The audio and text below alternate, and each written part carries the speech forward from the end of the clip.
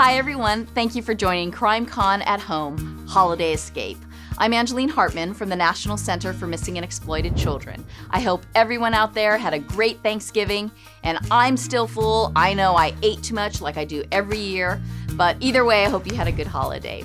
Now, here at the National Center, we know that the holidays can be a tough time for the families we work with. I want to take this opportunity to share a few cases that could really use your help. The first one is Raymond Green. He was a baby who was just 5 days old when he was abducted. If you were at CrimeCon in Las Vegas, you may remember his story. I did a session with Raymond's mother, Joniah Green. She's an incredible woman who's been through a lot, trying to find her son. And I know it was so good for her to share her story with all of you at CrimeCon because you guys really let her know that you do care and are willing to help her find Raymond. I mean, she even got a standing ovation at the end of this. So, Raymond's story starts like this. He was born on November 1st, 1978 at Grady Memorial Hospital in Atlanta, Georgia. At the hospital, Donna met a woman who said she was there because her sister had just given birth. Now, this woman told Donna that her name was Lisa Morris. Now, Donna says that Lisa was friendly and they had several conversations while Donna was there. And then a few days later, that same woman showed up at Donna's home. Now, that visit seemed fine and the woman was there for a while. And then at some point, the woman offered to let Donna take care of business. You know how it is. Like when you're with a new mom, you say, hey, go ahead, take a nap. I got the baby, right? Well, Donna decided to jump in the shower and this woman, Lisa, said she would take care of the baby. Donna's brother was also home at the time, and Donna, asked her brother to keep an eye on the baby too. And so that happens, and then after a little while, Donna comes back downstairs, and what do you think happened? Both the woman and the baby were gone. Just like that. So according to Donna's brother, this Lisa woman picked up Raymond after he started crying and walked around and then eventually was at the front door and walked out the front door. And she never came back. That was 45 years ago. Now, Donna just held an event in Atlanta to mark the 45 years since he's been missing, and she says she knows she's going to find him out there. And one of the hardest things to hear about this case, every time I talk about it, it shocks people, is when I tell them that Donna never had a photo of Raymond.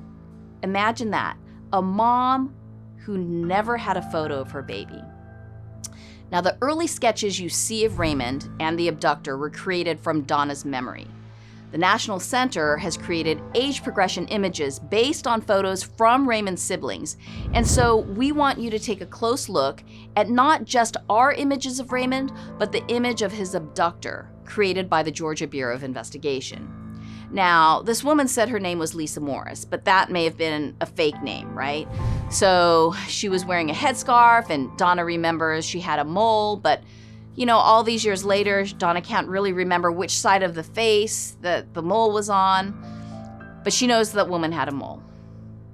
Today, Raymond would be 45 years old, and we believe he may be out there alive with no idea of his real identity. So this is a case that can definitely be solved. Aziz Khan. He disappeared on Thanksgiving weekend 6 years ago. It was November 27th, 2017, and Aziz was just 7 years old at the time. Now, let me set the stage for you. Aziz's parents are Abdul Khan and Rabia Khalid. They were living outside of New Orleans, Louisiana, and had been going through this custody dispute, right? It's pretty bitter. Now, they were separated in 2014 and had shared custody of Aziz. And at some point, Aziz's mom moved from New Orleans to Atlanta, Georgia, for a new job, and she wanted to be closer to her family. So Aziz's dad did what he could to make that long-distance custody arrangement work. Abdul would visit Aziz every other weekend, and then he would bring back Aziz back to New Orleans and then drive him back to Atlanta so he could be with the rest of the family. And, it was a lot of work to make it happen, but they did it. And Aziz was very happy with this arrangement, according to his dad. Now, the dad says that Aziz's mom made it really difficult over time to see Aziz. So that led to a new custody battle, and that went on for several years. So then in 2017, the courts were getting ready to grant Abdul full custody of his son. Cops say that the mom knew she would lose custody of her son, and that's when she vanished with Aziz. By this time, she had remarried, so she has a new husband, and he's gone too. So it's important to tell you that Aziz's mom is charged with felony kidnapping.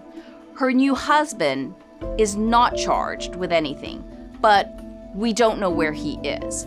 And so investigators are looking for the couple and Aziz.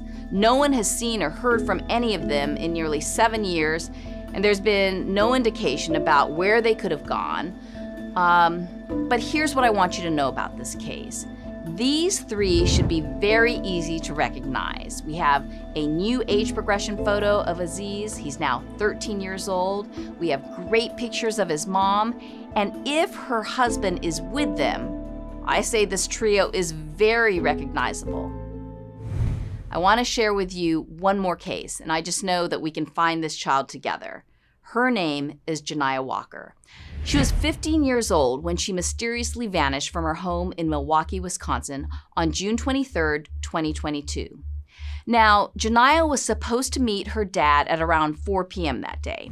But when her dad went to pick her up at home, Joniah was gone. Police say that Joniah was last seen on a neighbor's Ring camera at around 2:30 p.m. that afternoon. You can see the video. That day, Mom kept trying to call Joniah's phone, and it was going straight to voicemail. That's when she knew something was wrong. I've spoken with Joniah's mother many times. Her name is Tanisha Howard, and she is just heartbroken over this. Tanisha said this is very unlike her daughter to just go off without telling anyone. She says she and Joniah were very close at that time, and Joniah has never run away from home before. About that backpack, Mom says that she never saw it before. She didn't recognize it in that video. But she does remember that Joniah did receive a big box in the mail a couple of weeks before this. So at that time, Joniah said she had ordered some kind of bag because she was going to use it for camping eventually.